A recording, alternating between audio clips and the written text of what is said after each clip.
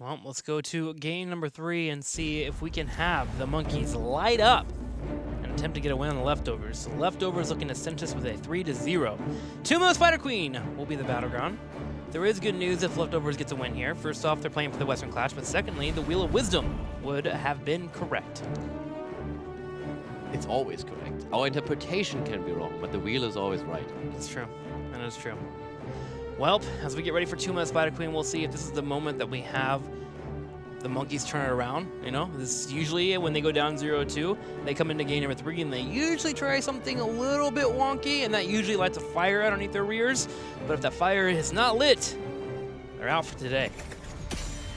Fnatic, of course, is watching this. For them, it's still important. If Leftovers wins here, then they only need to win against Granite Gaming next week to go to the Western Clash.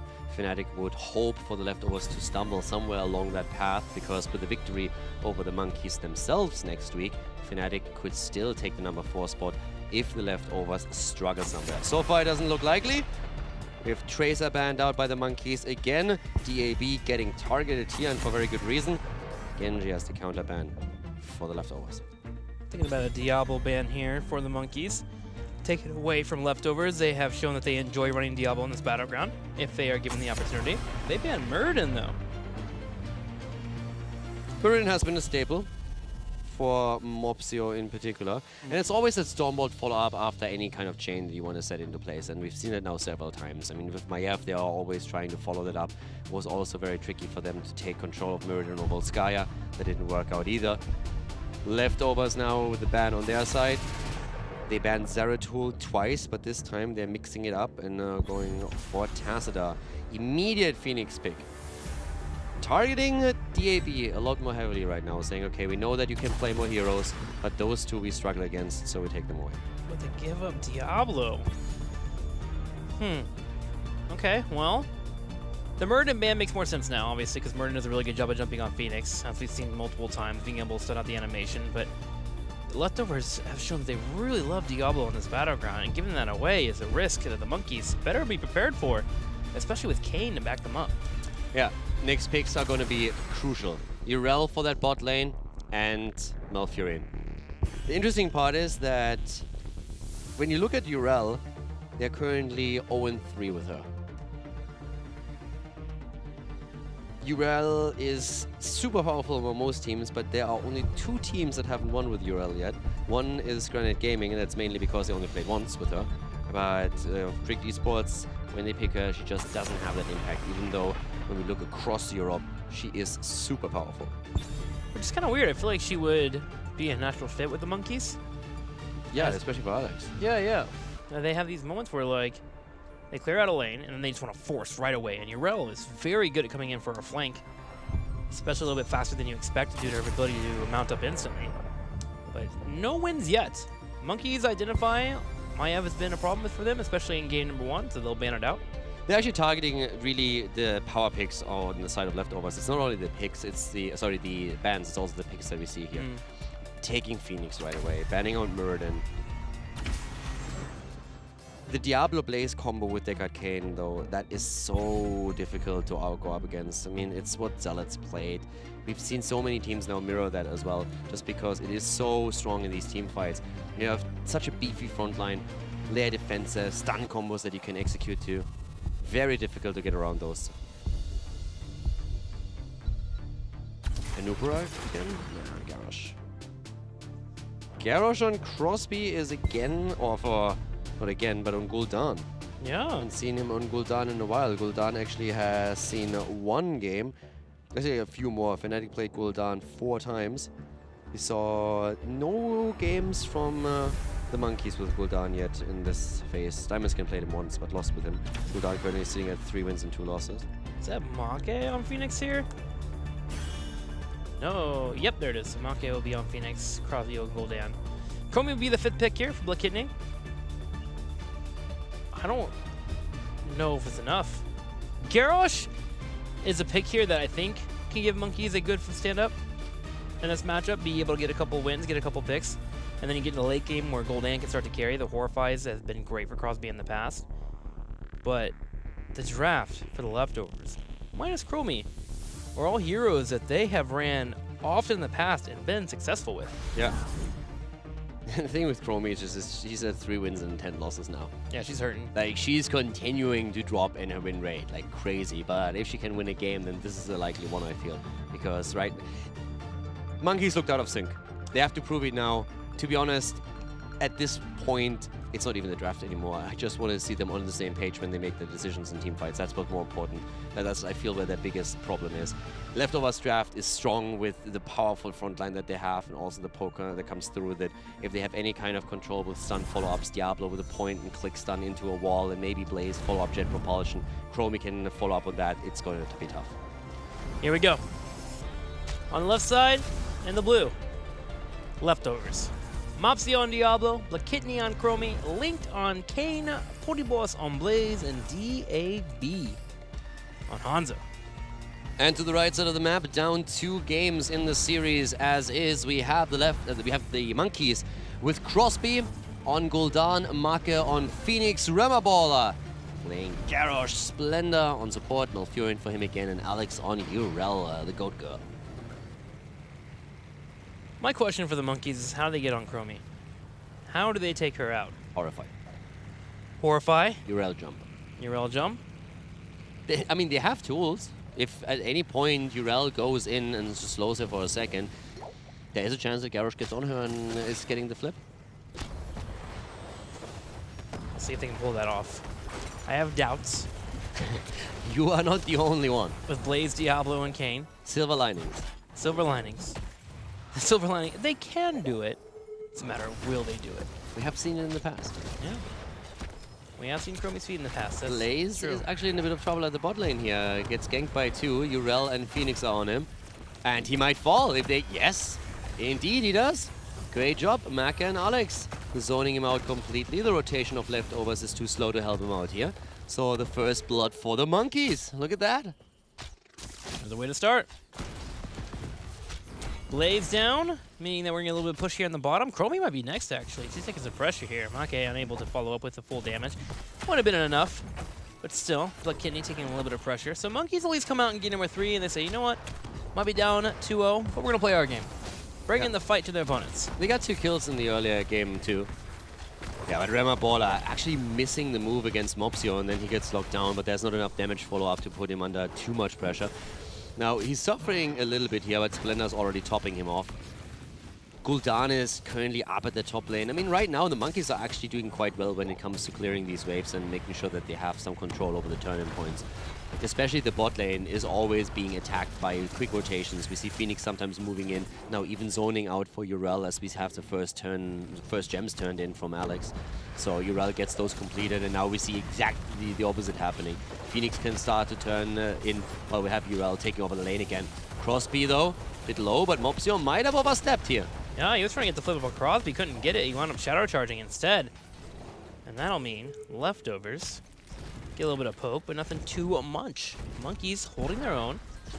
There is good news for leftovers. They have a stacking competition, that's for sure. You have Diablo, Chromie, and then Hanzo as well. The souls sitting at Diablo right now are about 28. Only 5 stacks so far for Chromie, though. Remaballer has a bit of a problem with the direction where he tries to hit his stuns. That happened a few times on Volskaya, and now it happens again at the top lane. I don't know what that is. Is it a quick cast? Like what? I feel like once you do it once on Garrosh, you're like, oh, okay, got it. I don't know, but it's just like, it didn't really make too much of a difference here. I'm very sure he wouldn't have gotten a connect and a flip, but still, it happened like a few times right now, and it just always looks a little bit silly, right? Like, you whoops. Mouse a bit like, oh, okay, that happened. Looks like Garrosh is throwing a tantrum. Hopefully the observer missed it. That's usually what you think in that situation. But Calidor didn't miss it. He'll let you know. Make and Alex Pro G get a big push actually happening in the bottom lane. As Poryboss, after his first death, has been struggling in this lane a little bit. I mean, they're making the right moves. They got the early kill. They put pressure onto the bot lane by simple rotations, and that makes it very difficult for Blaze to move out. And they even get the Siege Giant camp. Now, we see that oftentimes contested, but in this case, it works out for them. So that creates some pressure that you can either follow up on, but also in the middle now. Nice move by Mopsio. Remaballer turning around. So Bloodthirst in and moves out. Interesting. Level 4 pickup. Hand of Freedom for Urel. I was wondering where Garrosh got that movement speed from. But yeah, we actually see that a lot right now. giving that movement speed to an ally. gave it over to Garrosh, and he charged forward, tried to get a combo. This is by now actually like a really, really popular pick that we have a lot. I mean, it's like 2 different builds that you see on URL mainly. But this one is getting a lot more popularity because it just helps you with great engage. And also, if you want to save someone, you can still use it to let someone move out. Pseudo cleanse too. Stops all slows and roots. Yep. Rimmer going for another combo, but Mobsio gets tossed to the side. The one thing that really surprised me a little bit more is how well the Monkeys currently do with the turn-ins. They're already sitting at 42 gems that they confirmed. Now, of course, leftovers have the potential to complete the first turn-in too if they get the right people onto the point. But the Monkeys have been very diligent about turning in the gems they hold. And they're going to complete the first one. Yep, no one's here to contest it. Sonic Arrow would have been the last attempt. Crosby gets that turn in, and the red Web Weavers comes out from the Monkeys. Okay, so first objective over to them. It seems that they have found an ember. Yeah. See if they can light it up more. Now is the moment where you have to sit back for just a few seconds so that you don't fall, that no one else gets caught. Because Diablo's already anchoring the play at the side, and he wants to make sure that he can jump on someone, maybe to get that early kill before the Web Weavers are in. But Rema Baller is there. They get some damage in. And Alex is also jumping in together with them. Okay, bot lane pressure from Phoenix was there earlier on. Diablo again with an attempt to go for Garrosh. That didn't really work out, and there's quite a bit of damage. Alex pushing Mobsio back. Web Weavers at the bot lane are going to get quite a bit of value, especially with Phoenix now starting to move in. The rotation just is a little bit too low, and Alex slows it down even more with Urel. Make is trying to grab this fort. He's got it down to half health. The Web Weaver's also adding additional damage. Leftovers coming in for rotation though. Mobsio's looking for a kill. He wants to get on top of Make if he can. Starts moving in. Make goes for the teleport, able to get away, but Alex the Progy becomes the next target. He gets on Divine Steed, and he's gonna horse on out of there. Yeah, just kidding. It's Urel, and she moves away easily. That was actually a fantastic first wave. They nearly took down the bottom 4, and they take down the top 4. That's a level lead. And the early Web Weavers are just 5 minutes into the game. That was very impressive by them. Great lead now. And of course, at this point, you want to make sure that you snowball it to the second turn-in, to level 10. And that's what they're going to try and do. Interrupt the leftovers long enough to secure another objective. And especially secure that level 10. And we'll never understand the Monkeys. Mark is actually taking on the bottom 4. Yeah. 10 any moment now. And that means that leftovers can't go for a turn-in for a while, but they do find a pick on Gul'dan in the middle. Temporal Loop is used, so leftovers find their own fight, and they're looking for a little bit more here, trying to maybe get a pick before 10 connects. But Urel able to sneak on out. Some Monkeys get 10. Leftovers trying to drop some gems off now. This is one of those moments where it's always a little bit weird, because yes, you get the turn-in, but your opponent has level 10, so what can you get actually out of that? But then it's also bad or worse if your opponent gets level 10 and secures another turn-in for themselves. So they decide that it's still worth it to turn in right now. But how much can they get out of it? They should be able to get towards level 10, but with that half-level lead that the Monkeys hold, they have a pretty easy defense at this point. The Night Camp grab, Monkeys will clear that out, as you mentioned. Fell Flame, Corruption should be enough. Chromie was looking the top lane, while Blaze works on the bottom, but they are playing safe. They realize that they have split off a few people, trying to get that level 10, which is giving the Monkeys all the room in the world to clear this up. Bottom Web Weaver should be destroyed. Middle one is already gone, so the only place leftovers can find a little bit more damage than the top lane, but Monkeys are already here for defense. Nice attempt at an attack against Ramabala, but he moves away. The follow-up is there, but Black Kidney doesn't have the damage just yet to take him down. Yeah, the top lane is the major point where we're now going to see a bit of play. Alex can easily move away from this. Not too much pressure. The follow-up from Mobsio just was a bit delayed. Urel alive, 10 in both hands, but still a level lead. And now they're starting to jump in. The Monkeys are definitely in a spot where they can make the plays now. The fort is about to fall, but they should still be able to hold on to that. The Web Weaver is actually still casting the spell through. But here comes the Horrify, and that's the aim for good old Hanzo, and down he goes. Even the Stadium Wild Listen from Link could not prevent that. Tranquility has been popped, and good damage from Chromie. Remaballer very low, and he's not the only one. Gul'dan falls. The bunker is out, and the leftovers actually start to get the kills here. What looked like a lost fight is working in their favor. That jet propulsion from Body Boss landing on 4 on the bottom allowed for the leftovers to take out their targets. The Dragon's Eyes coming up afterwards, and eventually they were able to focus down Gul'dan thanks to Diablo and that Lightning Breath. The leftovers get 1, and they also use that bunker as a way to stop that salvo from getting too much damage on them. So 1-for-1 trade. A fort falls. Monkeys still have the advantage in infrastructure because they took the fort down on the top and the bottom. But leftovers, they're not giving up too easily. No, they definitely don't. And this fight started with an attack against Hanzo that also resulted in a kill against him. So this should, by all means, have been a bit of a better position for the Monkeys. It's just that Leftovers are very tenacious trying to get these counter kills, and they're doing really well with it. Securing that was super important. But now we have, again, a big one. Marke needs to be careful here in Phoenix, as Mopsio is just showing no fear and goes in deep. But the arrow of Hanzo, that misses, as both of the teams are aiming to complete another turn-in. Link just ate that throw for Blakidney to make sure that Chromie didn't get tossed in, and that actually resulted in them being able to survive through that push that Rimmer was trying to get going for the Monkeys. Shout out to him, man. Continuing to play well in the support life. Rimmer Baller wants to turn in. He has 34 gems, and that is not too healthy. They want to complete another wave, but it's also him trying to get rid of those. Because he's been attacked over and over and over again. Mopsio wants him. And if he can't get rid of those, they might eventually lose them if they're not careful. Diablo comes in, finally. You were talking about Mopsio going for him. Yeah. Mopsio's here, Lightning Breath 2, here's the slow, Indomitable use, trying to sneak out, the damage hurting.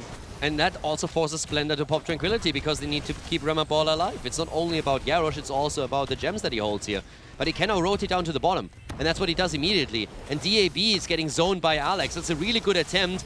No RNG for them, but there's the interrupt. Blaze and DAB on Hanzo both get close enough. Temporal Loop is being used. Horrified to counter that. They're still trying to go for Crosby, but they can't get him. Wondering if we should have added the Dragon's Arrow there, also for damage.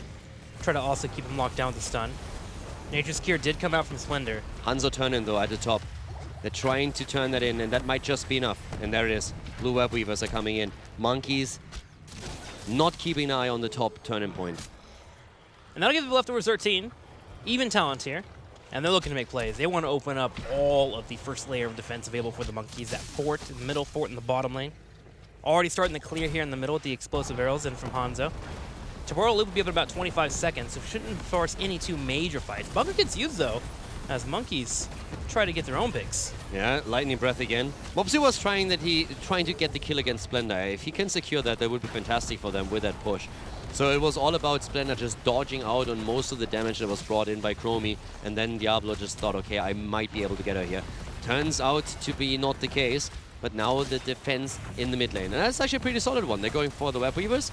Web Weavers are about to be down, but the bot lane Pote Boss is getting value. He's going to drop through that wall, but the rotation should be there very soon. Mopsy here too. And Blakini has a Temporal Loop up. So Alex has to play safe. Between that combo coming in there and the follow-up of Blaze, it should be a dead goat. He wants to make sure his goat stays alive. Top lane is cleared up. As Make is working on the Web Weaver, there's still a little bit more duration left on this one here in the south, so we can get a keep wall for that. Shouldn't get too much more, though, as the Monkeys defend pretty decently. And they're on their way towards level 16, too, which is where Goldan puts out a hefty amount of damage. Yeah, but Leftovers are definitely taking the lead now. There is still enough gems available for the Monkeys to turn this around. It's just so far, there's only 4 kills in the game, so that's not really too bad. They have 37 gems on Remaballer. If they can deliver those, that would be enough. We have with level 13 talents now on the side of Blaze, also the suppressive fire taken, so he's going to attempt and stay close to Gul'dan to put pressure on him, but also to reduce the damage output that he can bring through.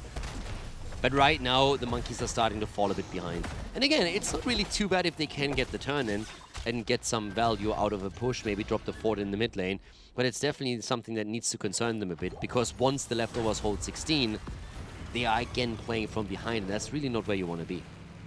Remember going for that turn-in that you were talking about, 38 gems here.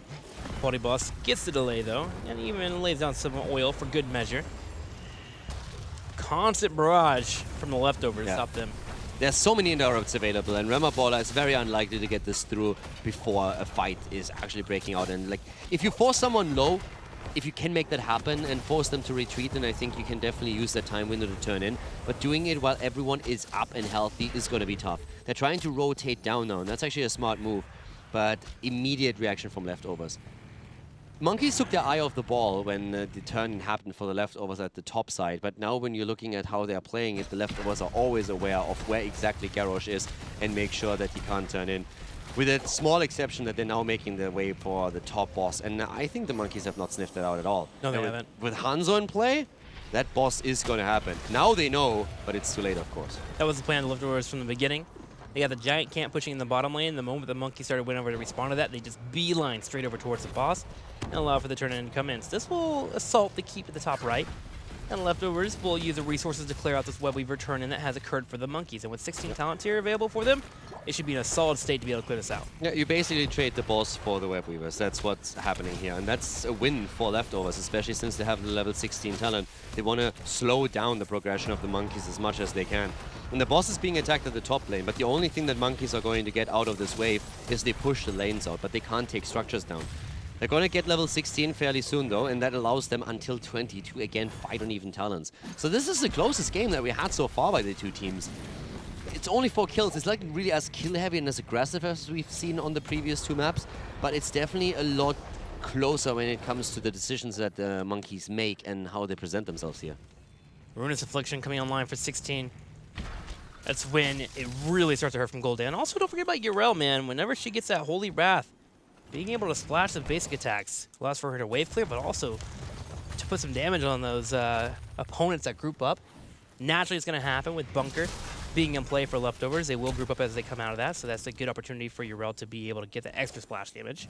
Yeah, Monkey also, Phoenix has to be really careful because Leftovers, especially Mopsio, have been highly aggressive the entire time. And Mopsio knows where that line is. In the past, he was always a bit too aggressive on the front line, on the tanks, and really just felt forced to create situations and opportunities for his team, and oftentimes ended up overextending and putting himself in a really bad spot. But those are days of the past, because Mopsio now is definitely in a spot where he's still highly aggressive, but he also knows how deep he can go. And they're trying to make that play here, zoning out the backline through the Chromie damage, and then going for Rama Baller. Was able to survive through this, but it just feels more and more as if the Monkeys are the ones reacting to what Leftovers do, not the other way around. Domino getting used too means that even a temporal loop on Gul'dan or Garrosh is a solid option there. Constant poke coming in from the Leftovers. Mopsio goes in for Rimmer, knocks him back. That Corruption's starting to hurt a little bit though. Mopsio, even tanky, still going down to half health when that connects. Yeah, Mopsio is so tanky now with all the souls that he has. It's actually crazy. The Kidney's still working on his own quest with Chromie. He's sitting at 38 stacks here. But you just look at experience and you can already see where this is leading to. Leftovers have by now taken an entire level lead. And of course, in time, they will head 20. Monkeys are just not finding the fight that they really want to, whereas Leftovers have now another 20 gems they can turn in, and that brings them very close to another turn-in. The Monkeys themselves have the entire gem count that they need for it, but they just have such a bad time confirming any gems. Arrow didn't really do much because there's so many interrupts. Bunker comes out. It's choked into a corridor. A lot of damage there on Monkey and Crosby. Same time, Ardent Defender pop for Yrel in the back line. Temporal Loop comes out. We're going to see if Leftovers turn around to focus her down. Damage popped up, but Alex attempted to escape, but DAB with the chase. And that is 34 gems that he just lost. Those gems are gone. 50 gems now, and that's not enough for the turn, and they need 10 more, but that was a brutal, brutal kill. Alex's idea was, of course, to just zone out the backline damage as much as he could, because he realized that everyone else on the team was in so much trouble and about to fall, and through Tranquility, they barely escaped through that choke point, where all that AoE damage just, like, them murdered them. I mean, it was crazy that they actually got out of there. But Alex, in a spot where he was just trying to buy time as much as he can, and then jumps out, but it's really Hanzo with a follow-up that made it. If that one shot misses, or if he's on a cooldown on his trade, then there's no way he can get the kill there. But they get it. It's 30 gems down the drain. And now we're nearly looking at a 1.5 lead for Leftovers. And that's where the Web Weavers for them come into play. Monkeys are again in a very, very troubled spot here. If they can't find a kill somehow here, Leftovers are likely to hit 20 and maybe even able to get a keep. Monkeys should have solid defense, though. Between Phoenix, Gul'dan, and Yrel, they definitely have the wave clear necessary to deal with these Web Weavers. They grab an icon set up, but if DAB is able to get the kill here, Maka gets locked out into the Dragon's Arrow and the Lightning Breath. The Leftovers get the perfect engage. Rimmer trying to escape, but he's been slowed down. Pony Boss flying in as Crosby is left on an island. Get wrecked. Quad kill before the Web Weavers even arrive. Nearly 20. Total disaster, that fight, from the perspective of the Monkey Menagerie. The Leftovers, on the other hand, have just won the game and therefore still holding the dream up to go to the Western Clash. They go straight for the keep here. Web Weavers are pushing the top lane, the bot lane, and of course the core is the next target here. That fight was just a combination of everything that happened before, and the Leftovers going to reap what they saw. Very well played by them here. And a 3-0 victory over the Monkey Menagerie as the leftovers go in on Tomb of the Spider Queen and defeat the Monkeys, take the victory, and take the match. Leftovers with the big victory today. Did feel like the Monkeys just were not warmed up and ready to go. Game 3 started to look a little bit better for them, but it's just too little too late, really. Going into game number 3, falling victim here to Leftovers. Monkeys hopefully on their next mission will be nice and set up for their next match. But for this one, Leftovers, you gotta be happy with how they performed, especially towards the end there when they got that fight and just completely shut down the Monkeys in their defense. Dominant performance by the Leftovers, no doubt about it. Taking it without dropping a single map, that's good for their map score.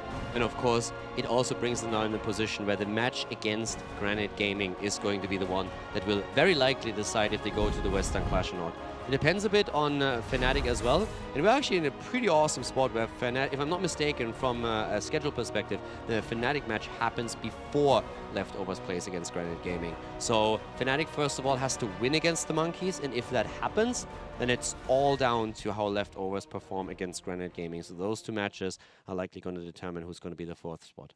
It's going to be interesting to be Mopsio. He was in a very similar situation with Zealots when he was playing with them, where they started to get really hot when it started going towards the Western Clash. They were able to power on up and then get to the point where they actually went to go to the match and actually compete. And now he's doing the same thing here with the Leftovers. The Mopsio factor is starting to be kind of a real thing here. The shot calling him on the front line, it's becoming a tool that this team can use. Yeah, but I gotta be honest, I think that's not so much a Mopsio factor, that's the ADRD factor that brought Zealots to the Western Clash the last time. And Mopsio basically echoed that by saying, I learned so much from ADRD and I'm trying to bring that to the Leftovers now, and that definitely was something they were missing. So he brings a lot of the experience and also of the thought process that comes from ADRD's school of playing heroes that really helps them right now, but they're not quite there yet. He's definitely a huge asset to the team, there's absolutely no doubt about that. But they are not. I still think there's a bit of a difference because if you look at how ADRD's teams perform, they always go far. Yeah. You look at Method now and how well they do, and I feel the analogy that Mopsio brought in, where he said like it's a bit of Padawan. Obi-Wan and Anakin, yeah. It's actually a really good one. It describes the story very well, I believe. I'm mostly just pointing out the same road that Mopsio is on is being repeated here again, it looks like. And I'm just wondering if he's able to follow that road all the way through. But we'll ask about that later on as we actually have Linked here who will be talking for the Leftovers. Linked, you guys get a big victory today. I love when we talk to you, man. You're all full of smiles and ready to go. Big win for you guys over the Monkeys. How you feeling, man? Yeah, we're feeling really good. I mean, we kind of expected to beat Monkeys today since, like, they're just a bunch of memers. But having it such a, like, pretty one-sided, all 3 games, well, we didn't expect it to be that easy, I guess. Where's your personal confidence levels right now as you set up for the Western Clash? There's obviously the big dream for you guys to go to a LAN and compete, and right now you're in the driver's seat. How are you feeling personally? Do you have any pressure your way, or what's going on with you? Me personally, I had a bit of pressure today actually, because Monkeys are a bit random. Like they can come and perform really well, Totally. and sometimes they can just derp like they did today. But I'm actually more worried about next week because we're playing against Granite and how they showed in the last 2 games. They look really strong, so it's actually gonna be really interesting to see how they're gonna pan out against us. That'll be a great match to watch to end our season, so I look forward to that. I'm gonna send you over to Caldor right now. Well, I'm going to follow up on what you just said. Granite Gaming, how are you guys going to prepare for that match? How is the next week going to look for you? More practice, different teams that you practice against? What's going to be the secret to take them down? Actually, Mopsio and Black Kidney aren't gonna be here for the first 2 days, so that's gonna suck a bit. But why is that? I don't know, they're having a vacation or something. They're not here. I didn't ask. But yeah, we're just gonna prepare like we always do and probably check like their comfort picks from the last 2 weeks and probably play around that. Okay, straight up following up on the 2 days on practice that you're missing out, do you feel that's going to be a big deal? And both from like a lot of teams argue that if you miss a day or two of practice, it's not really making too much of a difference as long as it happens only once. So do you think that from the pure training aspect, it's going to make a difference towards the next week? And also the mental aspect, do you feel that everyone just like wants to practice right now just to feel a little bit more confident? To be honest, for me personally, I think like having a bit of a chill for the first like the first 2 days is gonna maybe help us, because how scrims are going, it's like a big lottery. Like sometimes we're like really feeling it and doing good versus like top teams, and sometimes we're just like inting the whole scrim block and then like we just quit. So it's not the best practice. One of the things that stands out for me a bit when I look at the stats for your team in general is that you're currently the team that plays a very small amount of heroes compared to others. I mean, obviously, you guys still have enough heroes to branch out, but with a third ban coming in, was that ever a concern where you guys felt that you need to work on certain hero pools and maybe playing more diverse strategies? Because right now, a lot of teams say that you're a bit predictable in what you want to play. It doesn't necessarily mean that you can ban out a single person, but was that a concern at any point that you say now that we're attacking the top four, we need to be careful that teams don't have our number when we head into a series? I would say that the third ban is helping us more than like giving us a bad third ban, you know. But I think we just draft little because we're more confident when we play these heroes in a competitive environment. Since if we like branch out too much, then we could have hard games, like because we're not as confident, I guess, on those heroes. Okay, awesome. Thank you very much, and good luck for next week. Enjoy the next 2 days, and we have a bit of a break. And I'm looking forward to the match against Granite Gaming. It's going to be pretty hype. Thanks, All right, man. Linked. You have a tough road ahead of you, so I'm going to go ahead and let you go. But before you leave, the floor is yours for shoutouts. Okay, shout out to HGC and all the fans that cheer for us. Shout out to my teammates, Black Kidney, Potty, Mopsio, and Davey. And if there's any organization willing to sponsor us, they can contact us on Twitter, Leftovers HGC, or follow me on Twitter, linked SLO. Awesome. That's it. Sponsors, get out there and check out this team, man. They are really bringing together, continuing to grow, and a prime opportunity. They might be going to the Western Clash. So there we go. That Linked came out of coming. nowhere. There we go. You're saying bye to everybody else. All good, though. He said bye to us. That's all